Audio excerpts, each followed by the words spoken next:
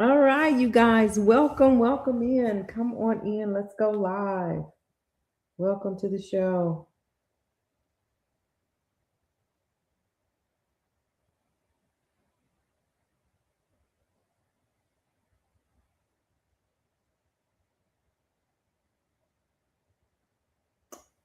Happy Saturday, guys. Happy Saturday. Welcome.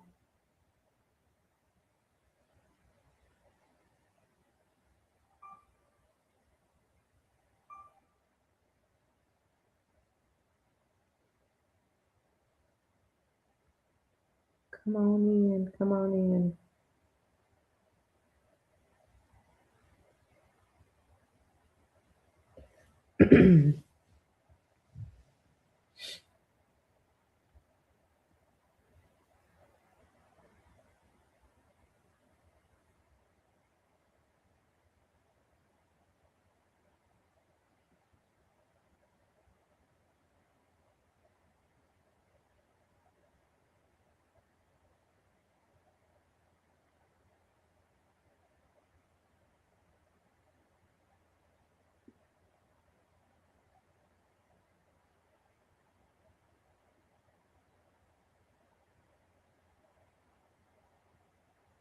Come on in, you guys. Welcome. Hey, birthday party was good. He got a little cranky at the end, and so I had to bring him home and put him down until his mom got done cleaning the place.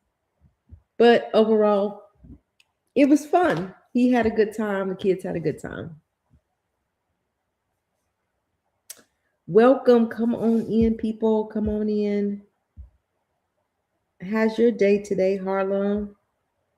Welcome, everybody. Come on in. Hit the like button. Subscribe to the channel. This grandma is beat. A little tired. It's a lot having a birthday party. So, anyway, it was a good day. Happy Saturday, y'all. Welcome to the show. Come on in. We'll, as always, give YouTube a chance to let people know we are live. What's new, Harlem? What's new? What we got tonight?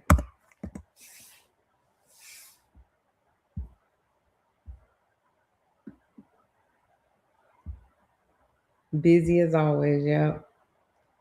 I know it's like it's never ending. Welcome, everybody. Come on in, hit the like button as you come in. Also, subscribe to the channel if you're not already subscribed. Hey, Berta, welcome. Welcome back. Happy Saturday. Hope your day was good. Hope your day was good. We had a good old time at the birthday party.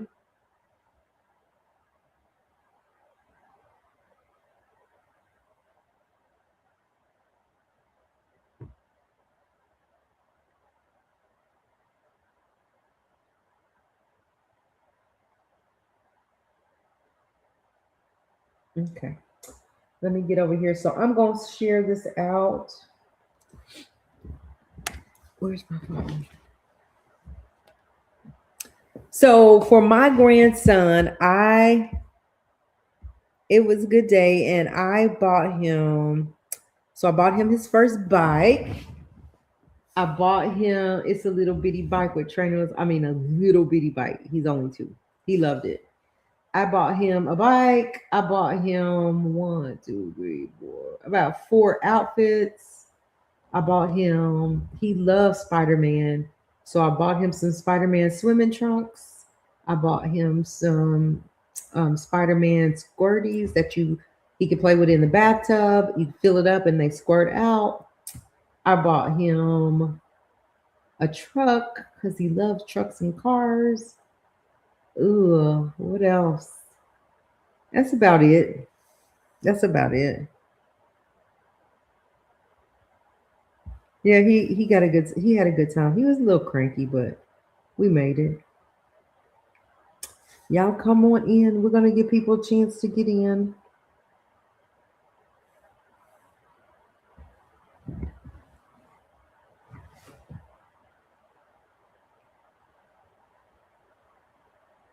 As soon as we got in the car to come home, he went straight to sleep.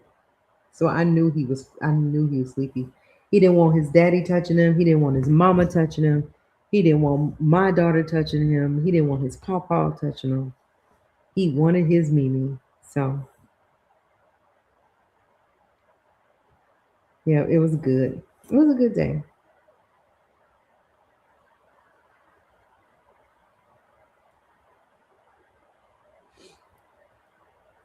Hello, everyone. Happy Saturday. Happy Saturday. Welcome, welcome. Go ahead and hit the like button if you haven't already. Again, if you're not subscribed to the channel, go ahead and subscribe to the channel over here.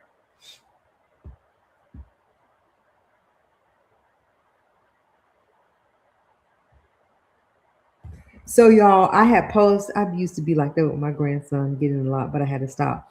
And here's the problem with that, Harlem, right? He grows so fast that like the clothes, like, and then his grandpa, my son's dad, my kids' dad came and he had a bag full of clothes, and then they had a ton of toys. And I mean, like, I haven't seen a kid that plays with every single toy that he gets. He will play with those toys. So I don't mind buying the toys, but the clothes, he grow out of them so fast, but he has to have them. So, but yeah, I buy a ton of stuff. When I was in the store, I was like, I need to stop. I just need to stop. But I couldn't help myself. Could not help myself. Um,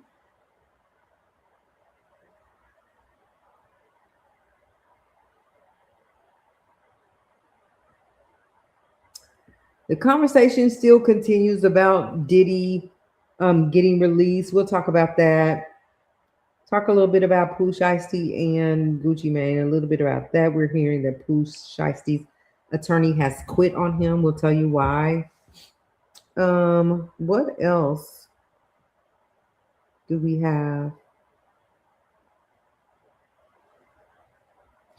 So y'all remember last night at the end when I played that video about the man knocking at the door asking for the homeowner's daughter, like, where's your daughter? Y'all check this out.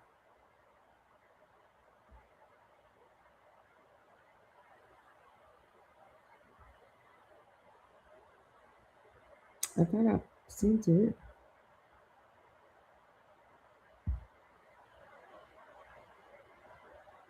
Mm, what did I do with it?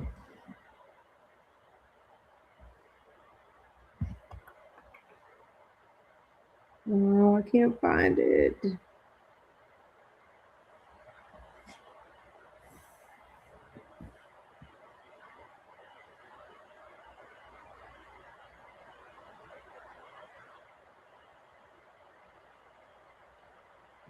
Oh, here it is.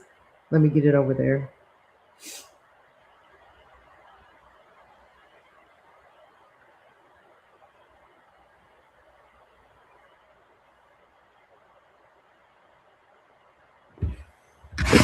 All right, as soon as it comes across, we'll get started with this. I had to email it back to myself.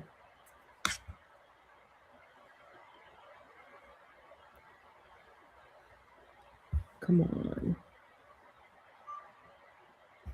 Here we go. We're just going to start the show out like this because I don't understand who he is and what his problem is.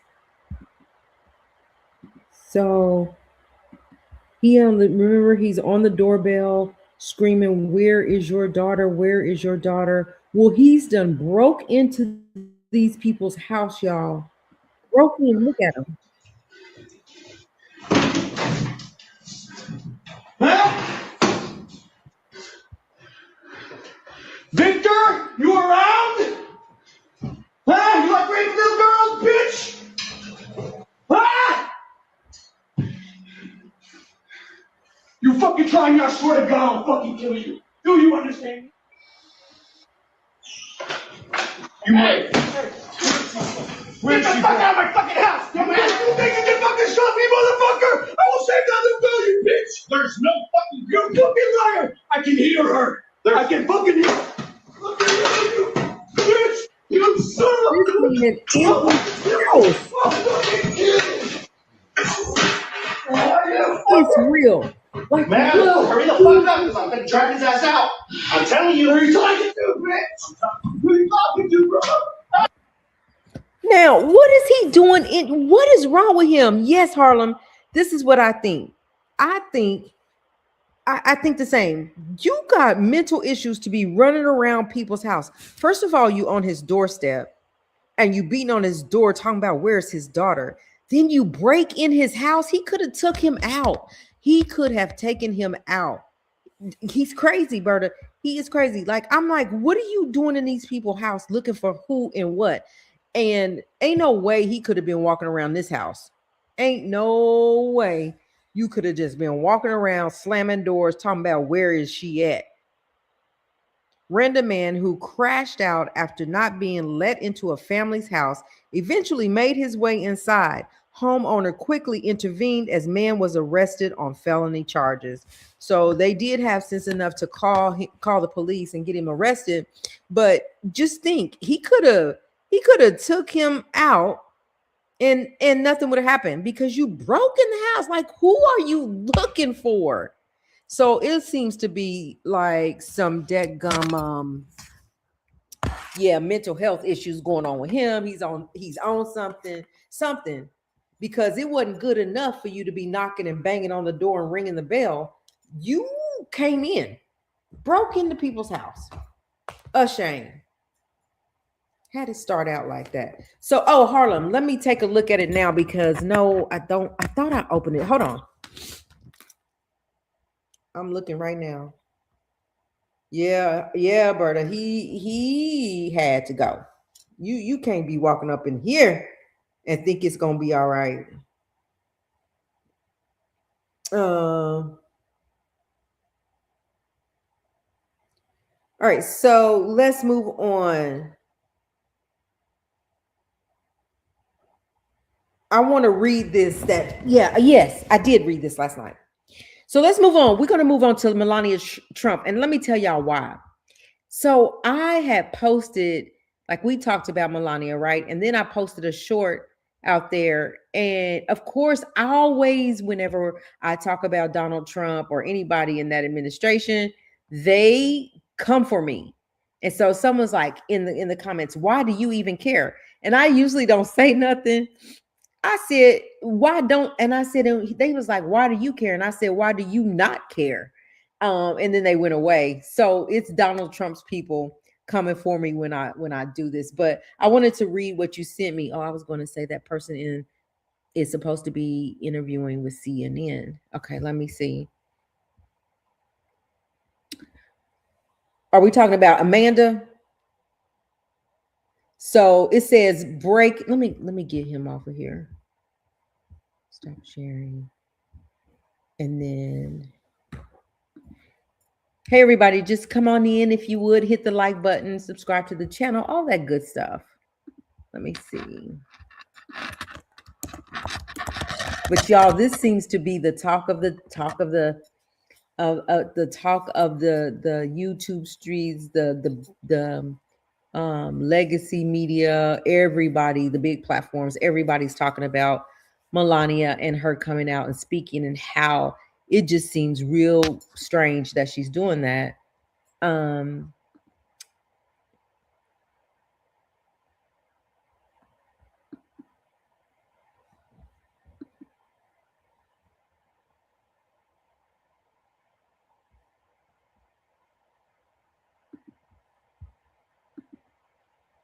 This is why it's being okay. So I'm going to read it. Oh, because she's going to do an interview with CNN. This is where everyone is confused. Melania was not brought over on the Einstein visa. It's Epstein visa. She was brought over. Oh, the Einstein visa. She was brought over on the Epstein visa. Make it make sense. Donald Trump spent years calling for Obama's birth certificate. We need to see Melania Trump's immigration papers. How did she get an Einstein visa for extraordinary abilities. She lied under oath about her academic accomplishments. So they are all on her. When she came out, she should have probably just stayed quiet because they are on her butt. But let me read these real quick. So again, we're continuing the conversation about her coming out, talking about she's not connected to Epstein. They're not friends. They're not friendly. She's not connected to Ghislaine Maxwell. So it says breaking the connection between Amanda Ungaro, Epstein, and the Trumps is becoming increasingly difficult for Melania to explain. So let's break down the timeline. We'll take but before we do that, so Amanda Ungaro will take legal actions against you and your pedophile husband. This is her talking about, I think Amanda one of his victims? I have known you for 20 years. You knew I was detained in ICE. You were present in my life every year, my son's birthday, even sending Secret Service and being the first to congratulate him back in 2016. Something was clearly wrong, but I'm not part of any evil mission involving children. So what did you do, Melania? You tried to involve me, but you failed because I have character. That's this Amanda Ungaro. So are we seeing this woman is going to CNN? So it says it starts in the mid late 80s. Donald Trump started attending all of John Casablanca's parties, the founder of Elite Model Management, and also started hanging out and partying with Jeffrey Epstein. By 1991, Trump became a headline sponsor of the Elite Model Management competition, Look of the Year, where David Copperfield would judge alongside Trump. These competitions were just about fashion, but environments where wealthy men had access to young models, many reportedly underage. This is also when Trump was recovering from major financial trouble and suddenly has investors again. At this time, Melania is already moving within the same pipeline, nearly winning Slovenia's Look of the Year in 1992, which would have placed her in the New York competition hosted by Trump. The panel person Amanda has a child with him. He got her deported. Oh, okay, got it. Okay, so here it is. Yeah. In 1994, Paola Zampoli organizes Elite Model Management's Look of the Year competition in Bezia. I don't know what that says. Where Elite's founder, John Casablanca, encouraged Zampoli to move to the United States. And once he does, he becomes part of Trump's circle.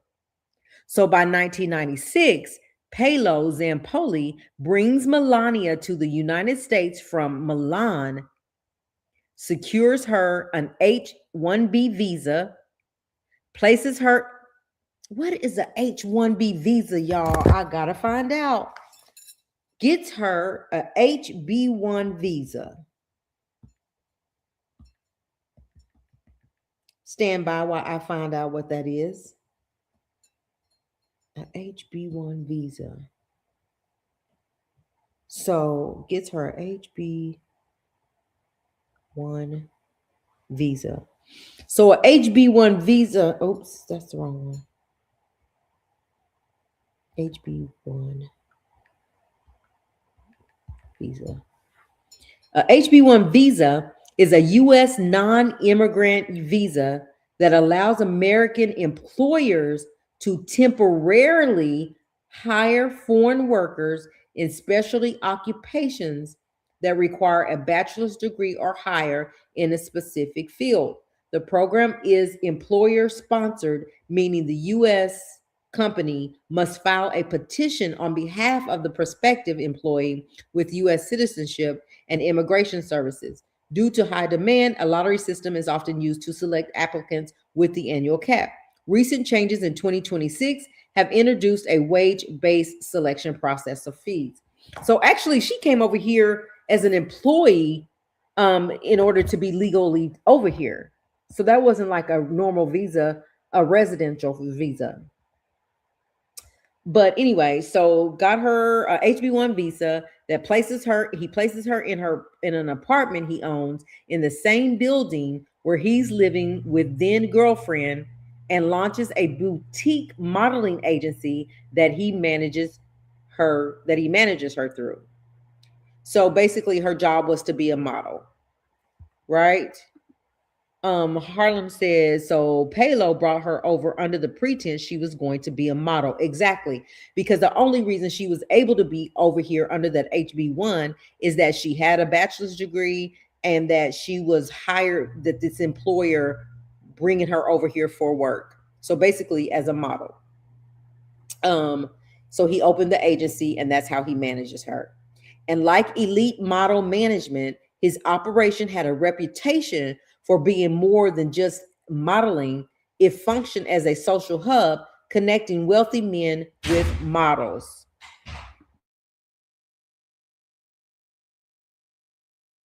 Then in 1998, my husband just came in. So then in 1998, at a Fashion Week party hosted by Zampoli, Donald Trump and Jeffrey Epstein are both present, and that's where Donald Trump meets Melania. So here we are. Sources says before we heard this story that Epstein introduced Melania to Donald Trump, but what they're saying is that they both met her at the same time at this fashion show through Palo. Epstein claims he introduced them. Zampoli claims the same. So in 1999, Trump starts his own modeling agency, Trump Model Management, saying it's easier to go through his own agency than calling multiple agencies to get models for his parties.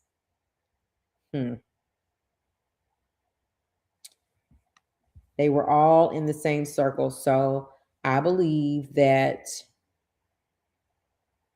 whoever brought her over here, which was Palo, he knew her first and he introduced her to the circle of men looking for young models. And Donald Trump happened to be in that circle as well as Epstein. Now, here's where where the red, this is where the light bulb comes on, or the question mark, whatever you want to say. If in fact Palo brought her over here and Epstein was into doing whatever Epstein was doing, why was it so important for her to tell us in that press conference that she is not a victim of Epstein, that she does not know him? That's where, if this story is true, this timeline is true, then she's lying in our face. She's lying in our face about knowing him and being around him. Because if Palo introduced him, Epstein was in her face talking to her. I believe it. So then by 2000, Epstein is still seen partying with Trump at Mar-a-Lago. That was in 2000. June 2002, Amanda Ungaro, I don't know if I'm saying her last name right. Amanda Ungaro arrives in the US at 17 years old on Epstein's plane with her agent, Jean-Luc Brunel. Oh my gosh, this gets juicy. After Amanda Ungaro meets Zampoli, he brings her on as a client, and an intimate relationship between them begins not long after. So Zampoli is with this 17-year-old woman. They having a relationship. He claims it wasn't until she was 19. She claims she was underage. He's lying. That's what I think, my opinion, allegedly. They have a baby boy together in 2010. So he get with her when she's 17. Ends up getting her pregnant. They got a son. In October 2002, Melania appears to be in a regular contact. Listen, in 2002, Melania appears to be in regular contact with Ghislaine Maxwell, exchanging emails where Maxwell refers to Melania as Sweet Pea, which we saw that, and Melania signs them off with love. Around this same time, Epstein is known to visit Zampoli's modeling agency during casting auditions. And in 2003, Trump writes Epstein a letter in his birthday book. In 2004, June Luke Brunel is a co-conspirator, should be. Yes, sir. Yes, ma'am, should be. In 2004, Zampoli and Epstein attempt to buy Elite Model Management together. So they working together. They know what they're doing. They know what they are doing. That falls through. So they didn't get that modeling agency together. So then Trump brings Zampoli into the Trump organization as director of international development. So we see here how Trump is all up in the mix. He didn't think this was going to come out. This is what they was trying to hide. While Epstein goes on to fund MC2 Model Management with Jean-Luc Brunel, who was later named a co-conspirator, of Epstein's in 2005. What happened to him? Years later, Trump appoints Zampoli to the Kennedy Center board in 2020, and in the current administration, Zampoli is named special envoy for global partnership in the current administration. In 2025, during a custody battle between Zampoli and Amanda Ongaro, a senior ICE official is allegedly contacted.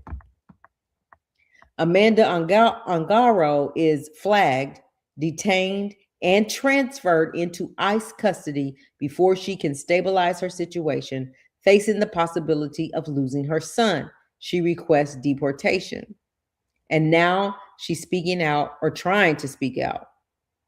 Before deleting her post, she directly warned Melania Trump, saying she had known her for 20 years, that Melania was aware she had been detained, that she had been part of her life for years, including her son's, and then accusing her of trying to involve her in something she refused to be part of. Melania? That's a decades-long network of some names in the same rooms with the same access points. And now Amanda Ongaro is threatening to expose everything, while we expect to believe none of them know what was happening around them. They didn't know. Everyone needs to watch this. Since Melania made it clear she wasn't involved in the Epstein files, they wanted to make one thing clear: her husband was. On April 9th, the First Amendment troop went to the Lincoln Memorial and the Kennedy Center with resistance versus redaction. A protest performed. What does that mean? A protest performance demanding answers about the allegations that Donald Trump essayed a 13-year-old girl. 12 young dancers, including a 15-year-old soloist, performed blindfolded as to redact their identities. These young girls aren't just performing a story, they are the same ages of the girls at the center of it. Their leotards were printed with excerpts from the Epstein files, pieces of a story that's been hidden, edited, and left incomplete. They dance to Live to Tell, performed by a children's choir, which makes it even more gut-wrenching. You're not just watching a performance, you're watching kids step into something kids should have never had to experience in the first place. The entire piece is driven by the perspective of young people confronting a system that failed to protect them, and seeing it embodied like that, it's hard to shake. Created by the advocacy's arm of Hungry Men Productions, led by two-time Academy Award nominated director Brian Buckley, alongside Choreographer Matthew Steffens. The performance reinterprets John Doe's four's testimony through movement. That is crazy. Don Jr. is saying to believe Don Jr. is saying to believe all women, but what about these women? Donald Trump's accusers. Katie Johnson, 13. He R-worded her at parties connected to Jeffrey Epstein. Anonymous, 13 or 15, forced her down to forced her down to his private part. She bit it. He punched her. E. Jean Carroll, he pinned me against a wall and R-worded me in a dressing room. Stacy, he groped her at Trump Tower after Epstein introduced them. Jill, he pushed me against a wall, tried to put his hands up my skirt, and attempted to R-word her. Ivana Trump described a violent sexual encounter where she felt violated. Y'all know who Ivana Trump is? That's his daughter. Ivana Trump described a violent sexual encounter where she felt violated. Jessica, he was like an octopus. His hands were everywhere, groped her on a plane. Natasha, he pushed me against the wall and forced his tongue down my throat. Karina, he grabbed my breast out of nowhere. Rachel, he kissed me directly on the mouth without consent. Mindy, he grabbed my butt. I jumped. He reached under my skirt and touched my private part. An anonymous teenager trafficked to him and R-worded, then witnessed newborns being unalived and disposed of in Lake Michigan. Oh my gosh. Lisa, he walked in on nude women during a private event. Trump stuck his head right underneath their skirts. Kathy, he grabbed me and tried to kiss me on my lips. Temple, he cornered and forcibly kissed her. Bridget, late teens, said he entered dressing areas while contestants were changing. Tasha, he just came strolling right in while we were naked. Mariah, he would just walk in, no second thought. Victoria, late teens, said he inspected contestants while they were undressed. Samantha, we were lined up like pieces of meat. Oh my gosh, so sad. Ninny, he grabbed my butt before we went on stage. Jessica, he grabbed us tightly, kissed us without permission. Summer, he thrust his genitals, tried to kiss me aggressively. Juliet, he tried to kiss me on the lips in an elevator. Alva, he grabbed my hand and leaned in to kiss me. Karen, groping at a New Year's Eve event at Mar-a-Lago. Cassandra, he continually grabbed my ass, invited me to his hotel room. Jennifer, he kissed her on the lips after a meeting. Amy, he just shoved his tongue down my throat and I was pushing him off. And then that's when his grip became tighter and his hands were very gropey and all over my butt, my breast, my back, everything. I was in his grip and I couldn't get out of it. Melinda, Trump grabbed her butt at Mar-a-Lago. Anonymous, Trump went into her room without being invited and tried to get in the bed with her. Donald Trump Jr. says, believe all women. That's what he told us, right? What?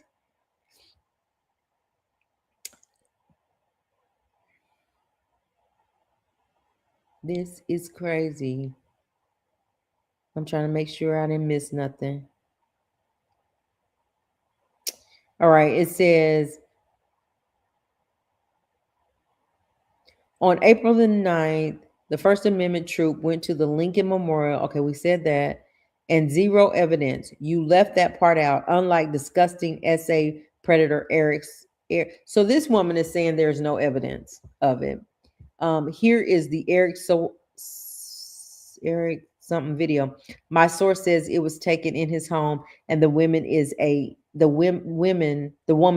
ex-worker. So it's not believe all women, or is it believe all women?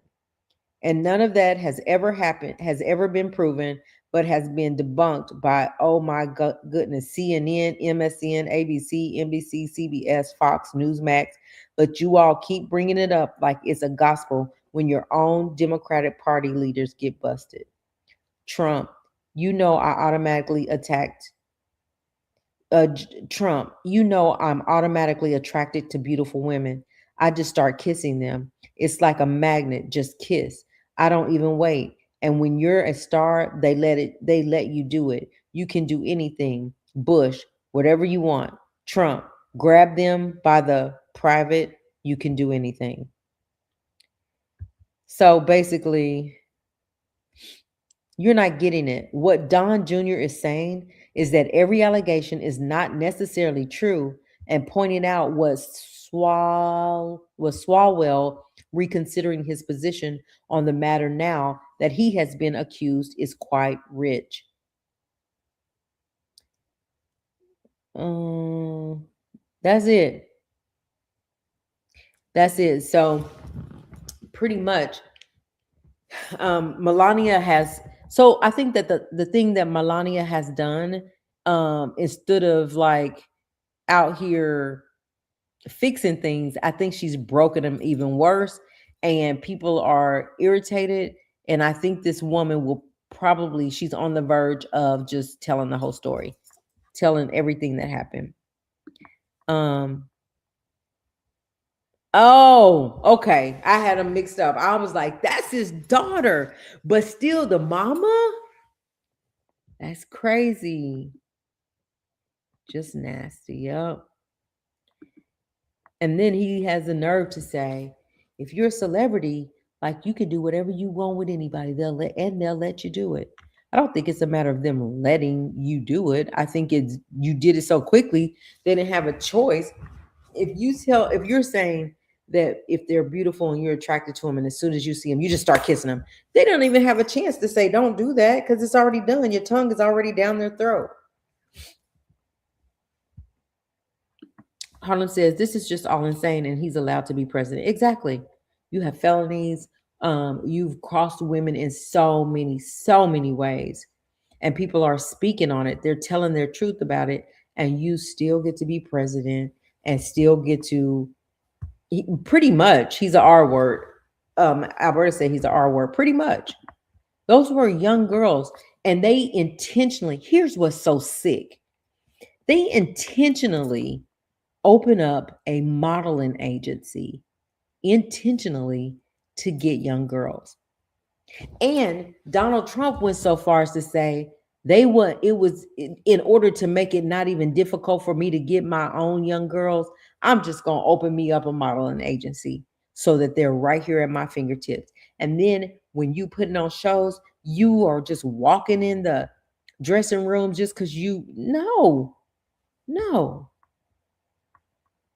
But I mean, again, he's Donald Trump, and I still don't think that even with her saying these things and this coming out, what's going to happen to him? When is he going to have to come and be accountable? He's not. There's going to always be a way that they're going to find for him to get through the cracks, to slip through the cracks, because he should have went down when Epstein went down, and there's a lot more of them that should have went down when he went down. And it sounds like Melania. So listen, she was so innocent. He's not. He's exactly, Harlem. He's never going to be held. It's something about Donald Trump that they are not fooling with him. They're not going to make him answer for nothing. He's a freaking felon sitting on as a president. But then you have other felons that get out and can't even find a job because of their record.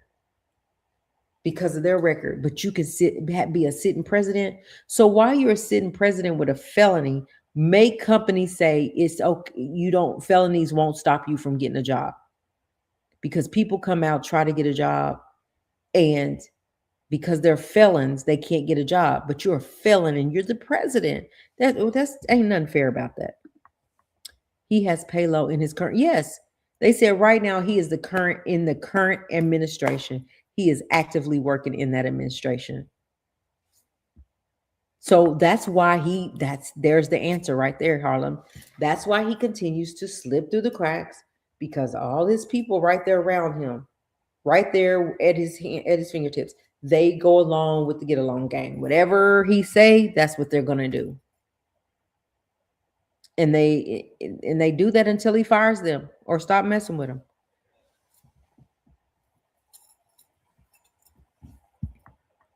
No. Anyway, that was good. That was good information. Let me see if I'm missing anything. Thank you guys for being here. Go ahead and hit the like button if you haven't already. Um, Also subscribe to the channel. Let me see what else.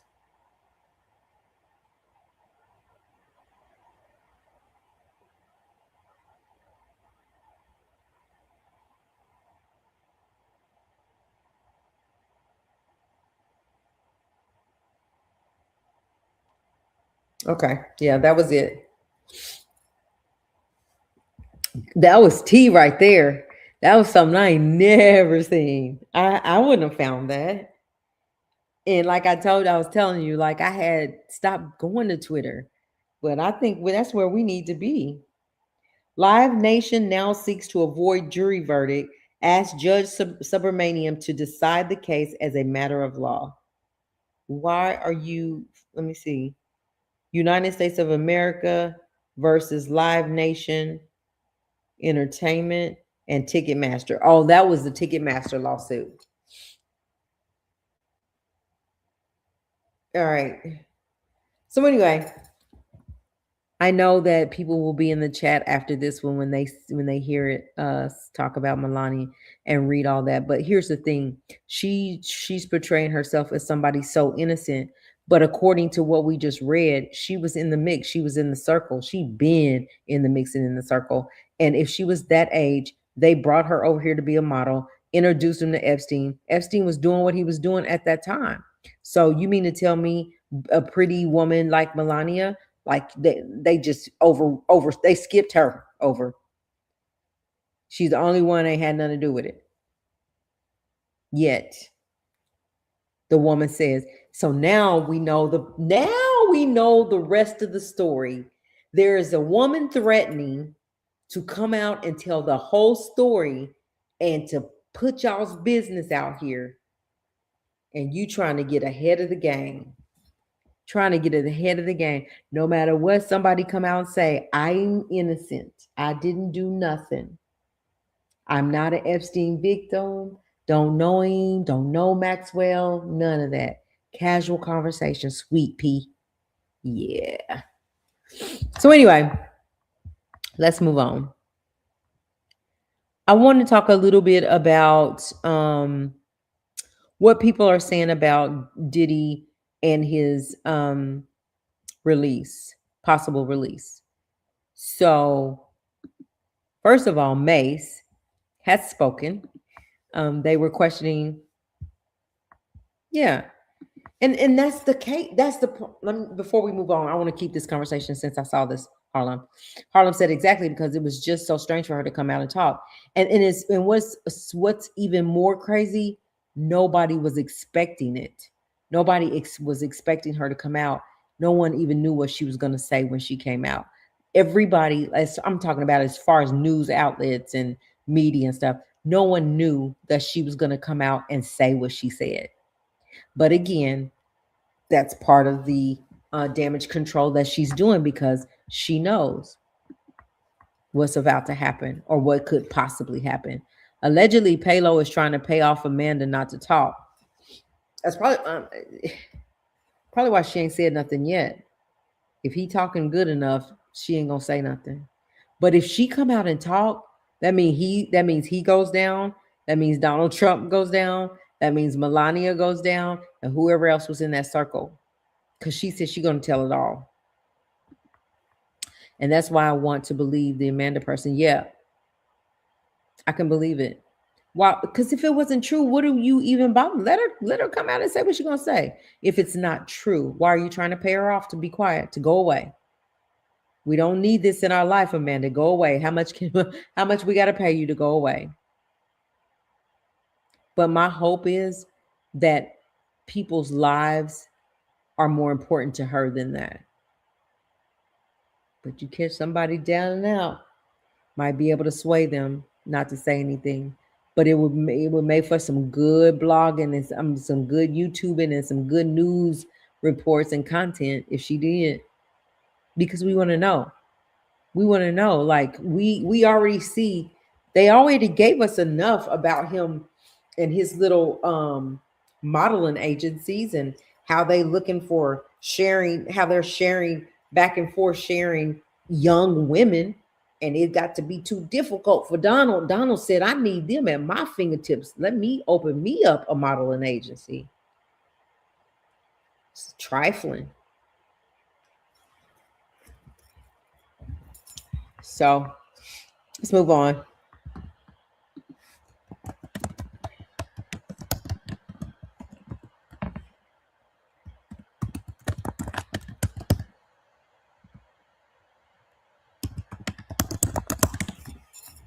All right. I wanted to just talk a little bit about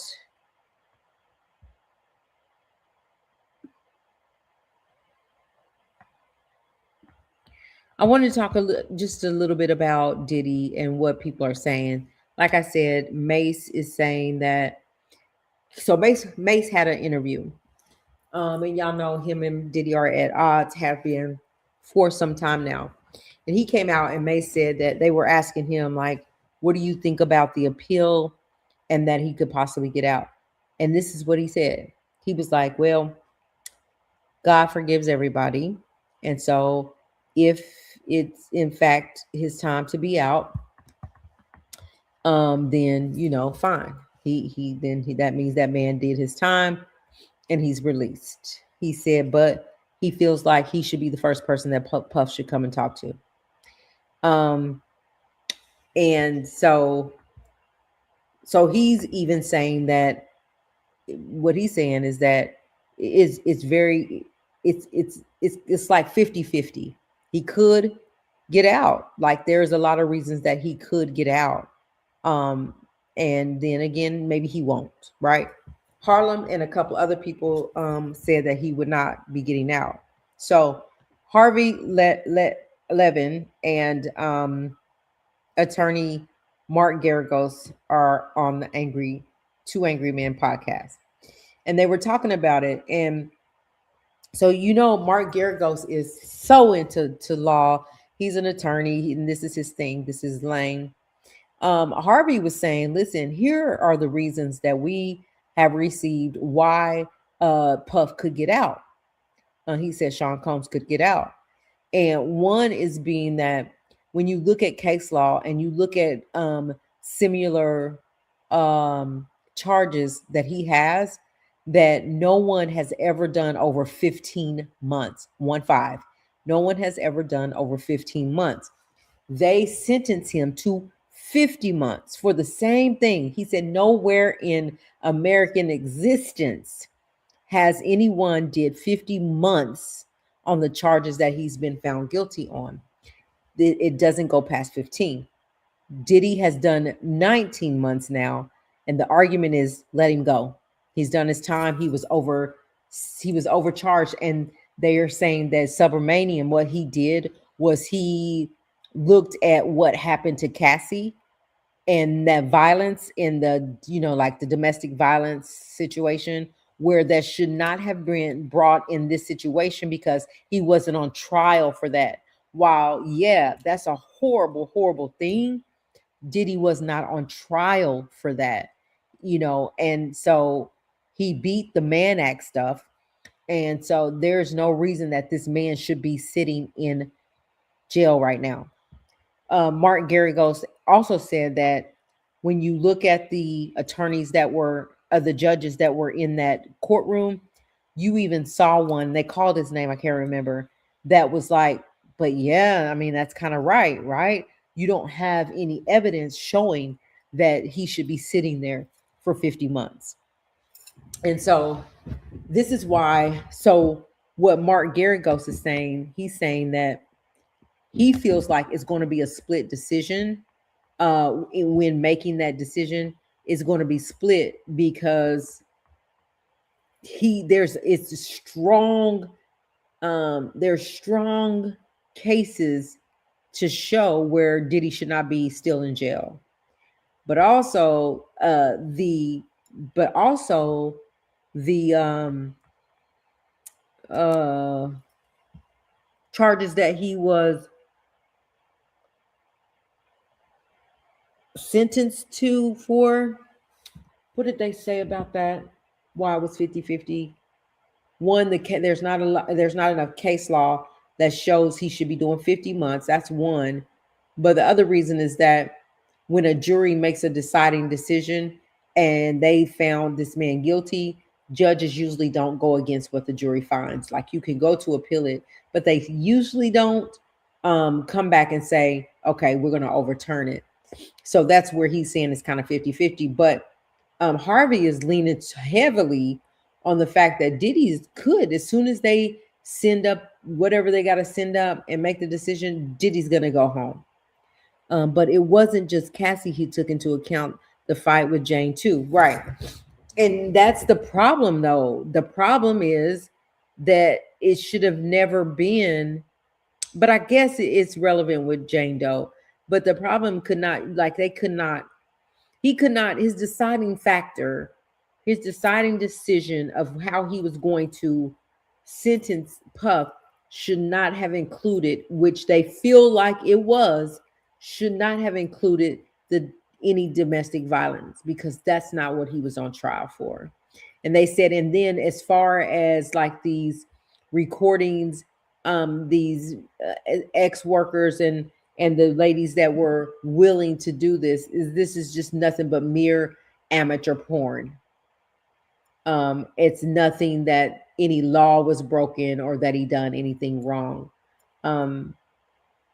They still say, well, then, but why bring someone over state county lines or over state, into different states? And then when they get there, it's for extra behavior. But they saying, yeah, maybe it was, but these were grown folks, right? These are grown folks that could make the decision to whether they wanted to do it or not, and they kept doing it. So there's a lot of people that say that this man could probably walk free within the next 3-4 weeks. He could be done with all of this, as far as when it comes to this particular situation. And Mark Gary goes, if he had to choose a side, I feel like the way he was talking, he would choose a side that Diddy's probably going to come home. He said, you're working with very smart judges. He said that when you hear the appellant, the conversation, it just feels like there's nowhere to go but to let him go, because of everything his defense was, everything that his attorney was able to bring forth to the court, regardless if the jury said guilty on those counts. He still shouldn't be doing 50 months. 15 was the max on that, and they exceeded that. So I don't know. We'll see. We'll see what happens. Me myself, like, I don't know. But again, we've never seen anything like him being released, right? Or somebody being released under circumstances after a jury had made this in an appeal. It's very hard to get an appeal to go your way. I'll say that. Let me just scratch everything before that and say that. It's not easy to come in and fight for an appeal and win, especially in Puff's situation, even though this had nothing to do with Cassie and domestic violence part. They still have seen it and they can't unsee it. And there's no, they can't seem to let that go. Right. So that's what they're looking at. We'll see though. We'll see what happens. If he gets out, I won't be shocked if he gets out. I won't be shocked if he has to stay.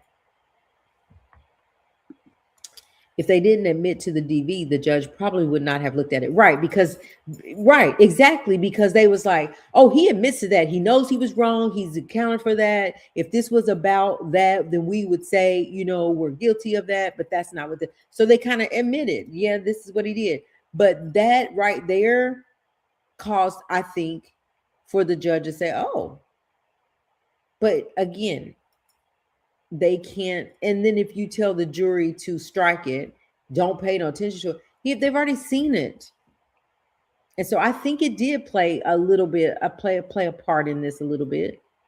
Um, whether he was over, like he got sentenced to way more time than he should have.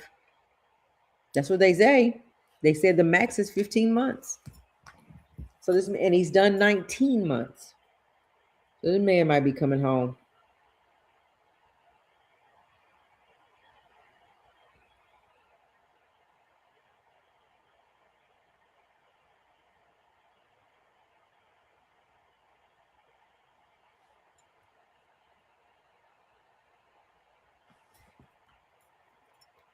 So Harlem, after hearing what Garagos and Harvey is saying, do you still say like he ain't getting out? There's a lot of people that think that Puff is coming home. So anyway, that's that.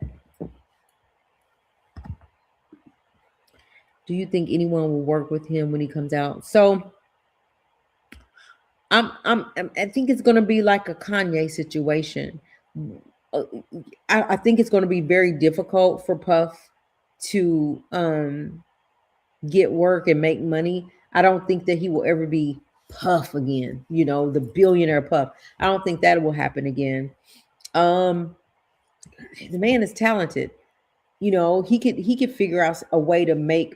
He can figure out a way to work with people, and still get paid and not be in the forefront, possibly because, like we said the other day, you got some diehard fans, them diehard fans that will. They don't care what it looked like. They don't care what he did. They love him, you know. And so, it's hard to say. I don't. I just don't. But I don't think he could get back. It's never. He. I don't think he'll ever get back to that Diddy, that Puff, that the Sean Combs. I don't think he'll get back to that. I think that's gone. But again, he got kids that are talented. He got people around him that love him and want to work with him because he is Puff. And I don't think he's broke right now. So I think he'll be smart and invest where he can make money grow. So I don't know. I don't know if somebody will work with him. It just, I don't know. That's hard to call. So when I say, but I still think he may sit, you still think he gonna stay? I don't know. I'm just gonna keep listening because like when I be listening to it, I'm like, ooh, that makes sense. Ooh, like you asked for case law. They bring the case law, and the case law shows 15 months. Everything they brought, they dug and dug and dug. They couldn't find nothing in this situation that looked like what Puff's situation looks like. They couldn't find nothing past 15 months. And that's what his team is fighting. And judges in the appealing judges are listening. Natanya Palmer. Hey, Natanya. What friends does he have? His kids? No one wants to be associated with that. So, right. But when I say, I guess not friends, but I'm saying diehard fans. There are just like R. Kelly still has diehard fans. Puff still has these diehard fans that are going to support him no matter what. They don't care what it looked like. They don't care what he did. You got Young Miami out there saying, he ain't no bad person. I didn't see none of that. Like, he was good to me. You know, you got that other Gina. She out there, like, when he comes home, like, right? So that's what I was saying, Natanya. But welcome to the show, though. Thank you for being here. And thanks for joining in the conversation because we love everybody's opinion. Natanya Palmer, hey.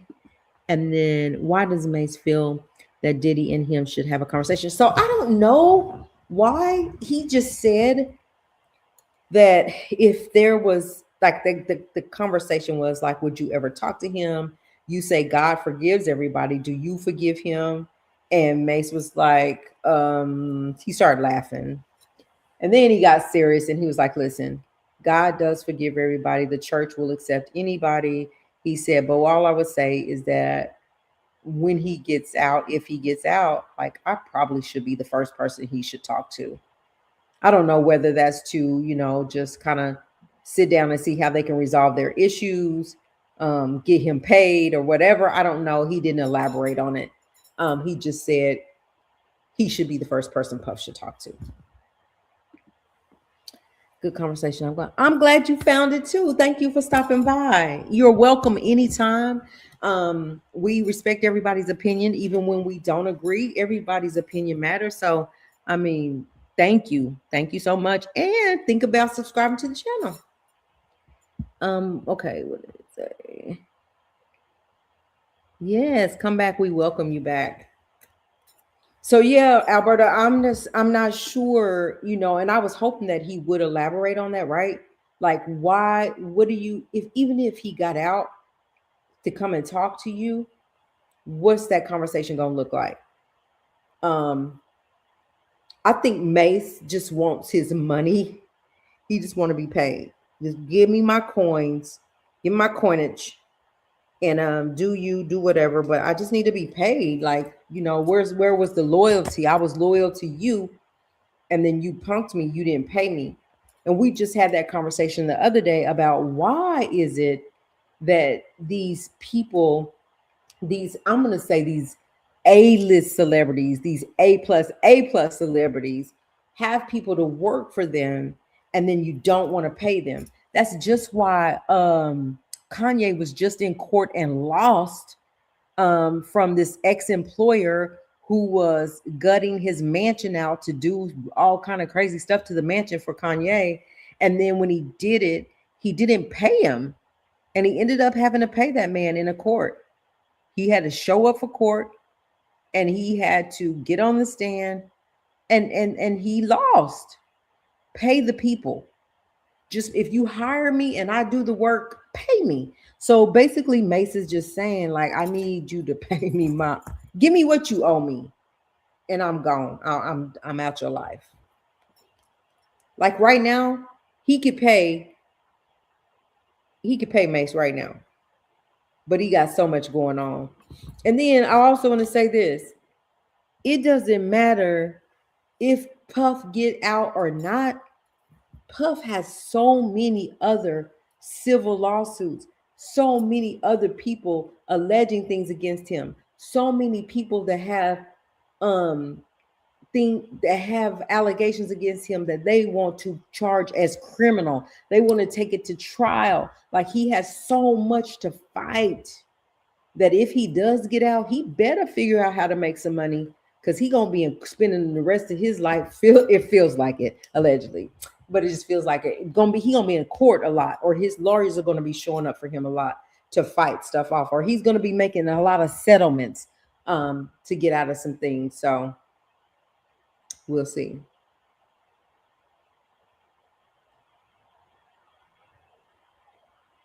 We'll see what happens.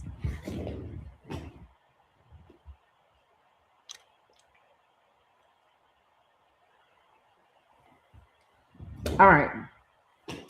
So anyway, that's Puff. We're going to continue to watch it. We're just waiting on the verdict. We're waiting for them to see what their decision is going to be. Mark said, attorney Mark Garrigo said that he feel like it's going to be split because he also said that during that appellant, what he was hearing, like a couple, like this judge was like, made him feel like they believed what Puff's people was saying, his attorney was saying. And this other one was like, yeah, but Judge Subramanian made a decision. And if there was any decision that Judge Subramanian made that was a mistake, it wasn't a mistake that he made on purpose or to try to hurt Puff. It because he followed the law. He went by the law. He said so. Even if there was a point where you found that Judge Subramaniam made a mistake in all of this, and what they're saying the mistake was is him bringing in the domestic violence into this, where Puff was never on trial for the domestic violence. And that's where they're saying he made the mistake. So basically saying he made the mistake. The man shouldn't be doing over 15 months. He should go home. All right, so we're gonna move on. Let's move on. I want to talk about so I'm hearing that Pooh Shiesty's attorney quit on him. And I'm talking about Gucci Mane and Pooh Shiesty and the whole situation of being robbed and all that. And even though they didn't, so now we got information that they didn't really have the evidence, the hardcore evidence to prove that he actually went in there and robbed Gucci, right?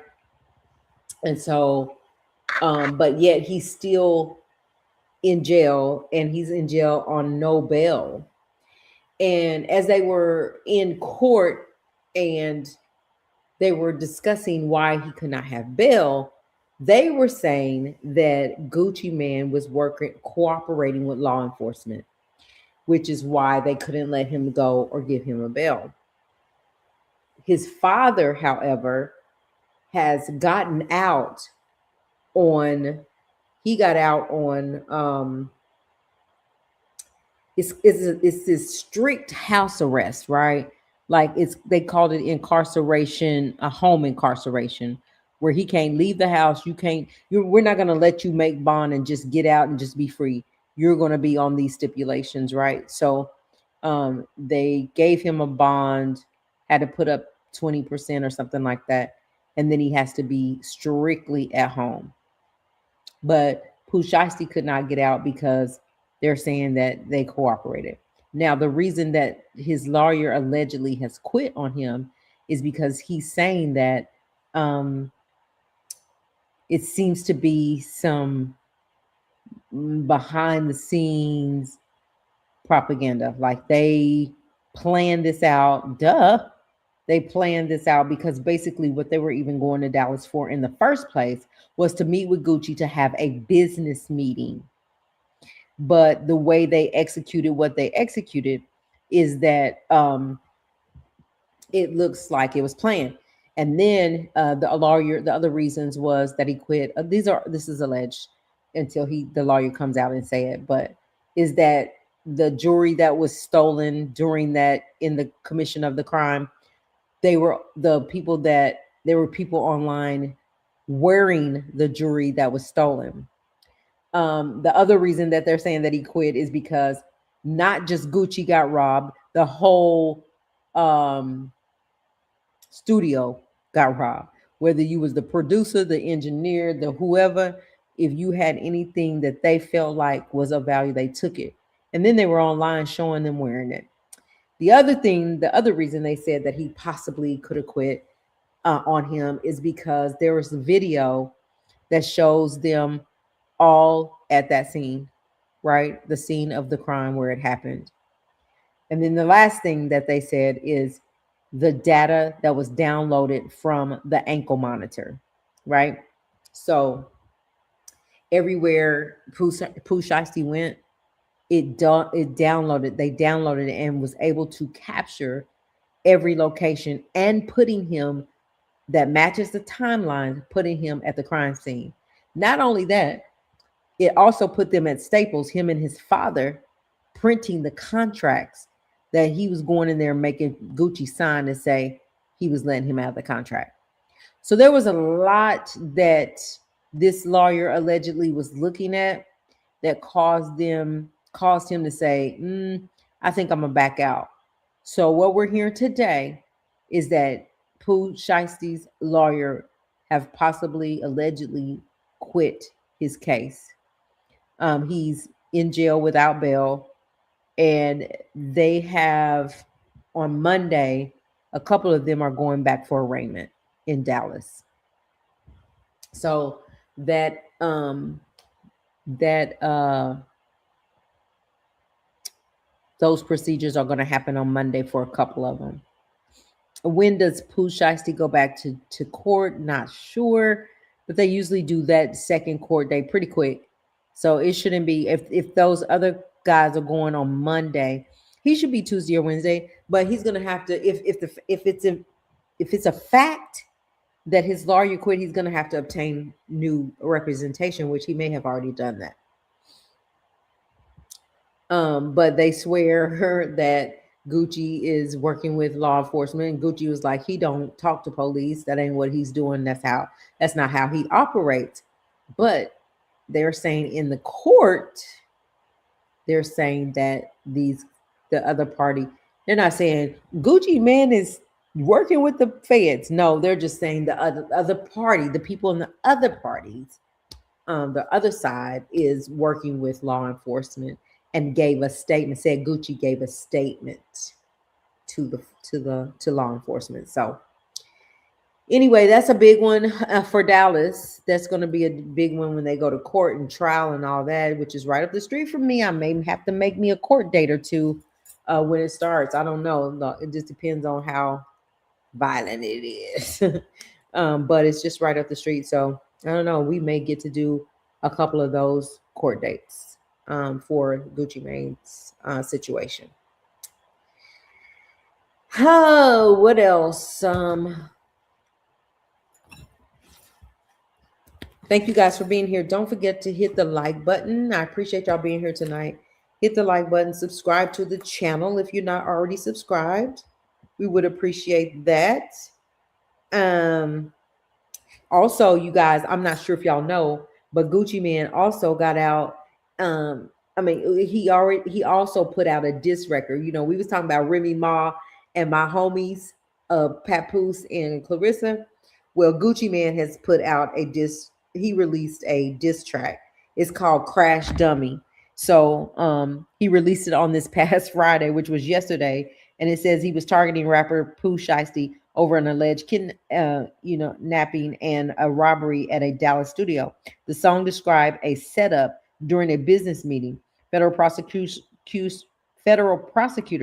claim Shiesty and his associates orchestrated the January incident to force a release from Gucci 1017 record label contract. Now, even though he claims he's not working with the feds, you putting out this song that says all this was a setup. So are you giving up the goods without giving up the goods? Huh? So yeah, he did that. And so Pooh Shiesty came back and responded from in jail, responded with a diss record to Gucci, which is crazy to me. So also, y'all,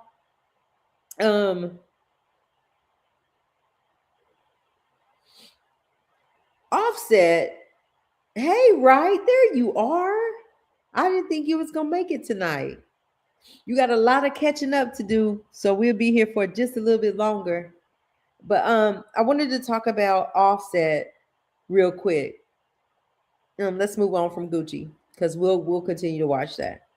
So Offset literally came out and he literally talked like he had some sense. He was like, this situation has happened. Now I am focused on family, his career, his kids. He's going to get back in the studio and he's going to make money. However, he still is facing. You too tired to catch up? He's still, we about to go anyway. He's still catching, is still alleged that he's being sued by the casino for $100,000. But they said that he is taking care of that. He's working something out with the casino to try to get that resolved. But instead of coming out talking crazy like he want to get revenge, he said he's just gonna go in the studio, and he realizes that that's what he needs to do. So, but also Offset's divorce from Cardi B just hit a snag. A judge denied the ex Migos star's request for a DNA test for their newborn, following rumors about Stefan Diggs. While that test was blocked, a paternity test for another child was approved in February. Now, both rappers are legally barred from throwing shade at each other on social media. Why is Offset asking for a DNA test? Is my question on Blossom. Because she's darker. You're dark, and she it's because of you, and she pretty. So I don't understand, and then I don't understand why he wants a DNA on Stefan's baby. Do he think it's his? I'm confused.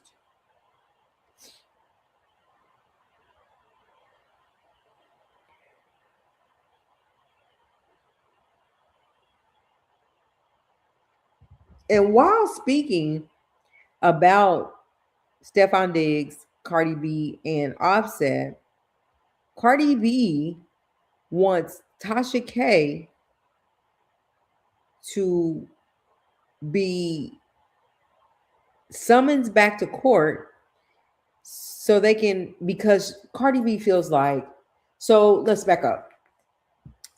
There was in court, when they went to court, there was a um some kind of agreement that was made that Tasha K cannot talk about Cardi B, can't say her name, can't, none of that, right?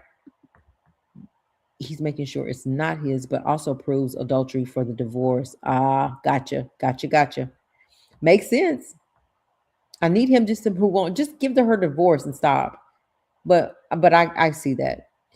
So anyway, where was I? The Oh, with Tasha K.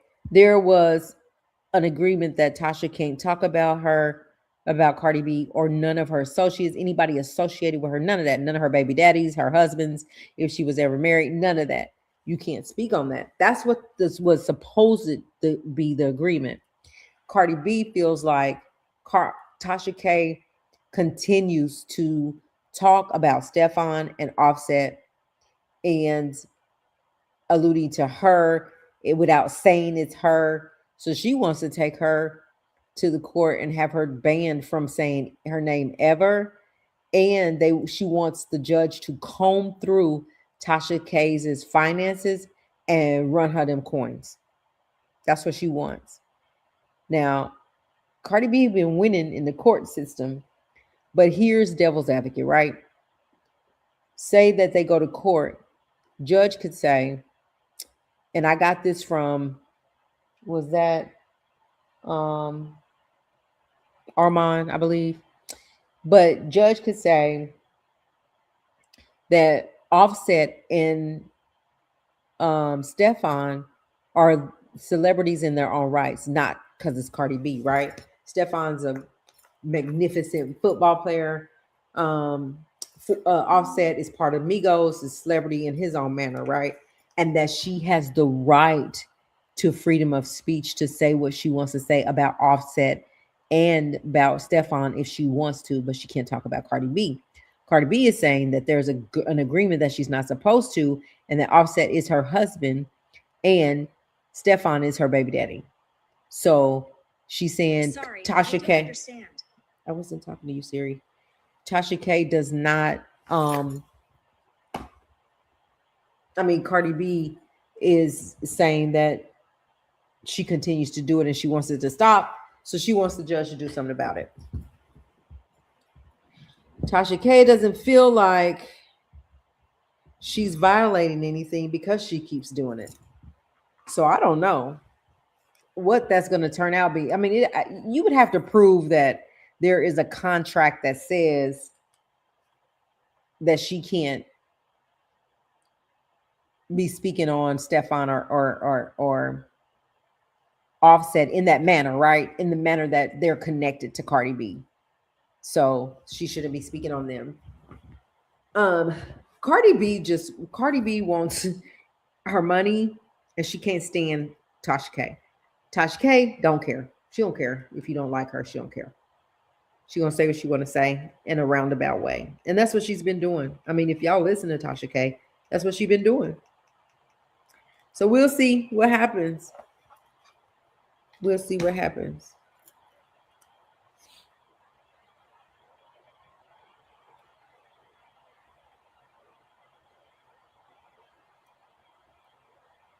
Yep, he missed that conversation.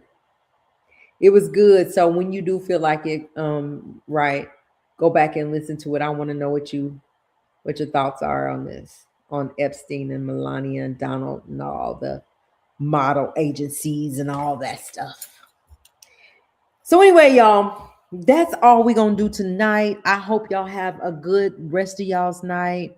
We will be back. Anybody here that has not subscribed to the channel, go ahead and hit subscribe. Also, like this video. It keeps us in the algorithm. We appreciate y'all. Y'all be blessed. We hope y'all have a good night, okay? Good night.